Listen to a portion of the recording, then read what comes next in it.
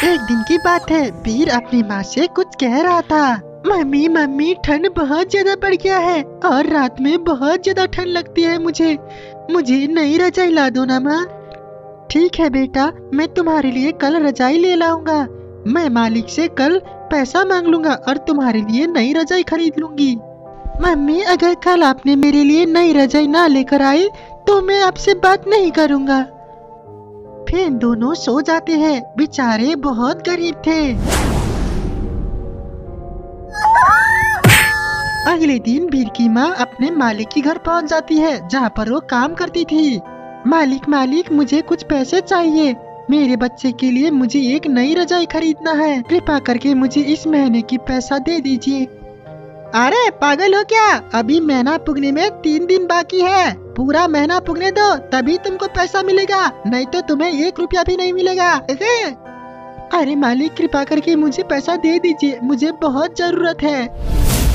अरे मैं कुछ भी नहीं जानता हूँ। अगर तुम्हें पैसा चाहिए तो और 3 दिन रुको, नहीं तो मैं दूसरी काम वाली ढूंढ लूंगी। तुम यहाँ से जा सकती हो। अरे नहीं मालिक, मैं इंतजार कर लूंगी। बेचारी वीर की माँ बहुत निराश हो जाती है। वो आज भी वीर के लिए नई रजाई खरीद ना सकी। अरे आज तो मेरी मम्मी मुझे नई रजाई जरूर ला के देगी। थोड़ी देर बाद मम्मी भी वहाँ पर आ पहुँचती है। वीर खाली हाथ अपने मम्मी को देखकर बहुत निराश हो जाता है। मम्मी, नई रजाई कहाँ पर है? आप नई रजाई नहीं लाई क्या? अरे वीर बेटा, आज मैडमैक्स मालिक के पास पैसे नहीं थे। कल मैं आपके लिए जरूर नई रजाई लेकर लाऊंगी, आप चिंता ना करें। अरे कल, मैं कितना कल इंतजार करूं? आखिर ये कल आएगा कब? मुझे नई रजाई चाहिए।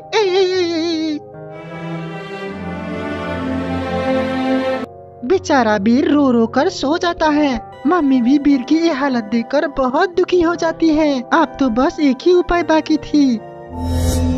वीर के मम्मी के पास अपने मम्मी ने दी हुई एक अंगूठी थी, जो कि वो बेचना नहीं चाहती थी, पर वीर की नई रजाई के लिए उसे अब वो बेचना पड़ेगा।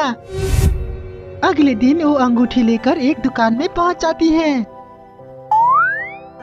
अरे ये अंगूठी बहुत पुराना हो गया है, इसका तुमको स्लिप 500 मिलेगा। चलो अब इस पैसे से वीर के लिए एक नई रजाई खरीदती हूँ। वीर की माँ रजाई खरीदने के लिए जा ही रही थी, तभी रास्ते में उसे अचानक एक इंसान मिलता है, जो कि सड़क पर गिरा हुआ था। उसके चेहरे के चारों ओर से खून निकल रहे थे और शरीर में चोटें लगी हुई थी। फिर जल्दी से वीर की माँ उस इंसान को हॉस्पिटल में ले पहुँचती है। अरे मैडम, इसका इलाज के लिए 500 रुपए लगेगा, क्या तुम्हारे पास 500 रुपए है? हाँ डॉक्टर साहब, मेरे पास 500 रुपए है, ये लीजिए। अब वीर की माँ के पास रजाई खरीदने के लिए 1 रुपया भी नहीं था। आज भी वीर की माँ खाली हाथ घर पहुँच जाती है। इस बार वो देखती है कि वीर आगे ही सो चुका था। अरे बेटा, मैं कल तुम्हारे लिए जरूर नई रजाई लाऊंगी।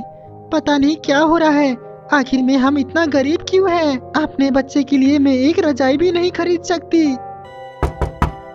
अगले दिन सुबह दरवाजे पर आवाज आती है।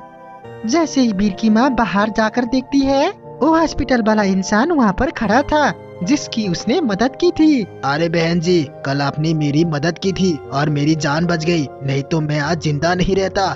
इसलिए मैं आपको उपहार स्वरूप कुछ देना चाहता हूँ। अरे मुझे कुछ नहीं चाहिए, वो तो मेरा फर्ज था। एक इंसानियत के नाते मैंने आपकी मदद की थी। अरे वो बात तो ठीक है, लेकिन मैं आपको उपहार देना चाहता हूँ और उपहार को कोई मना नहीं करना चाहिए।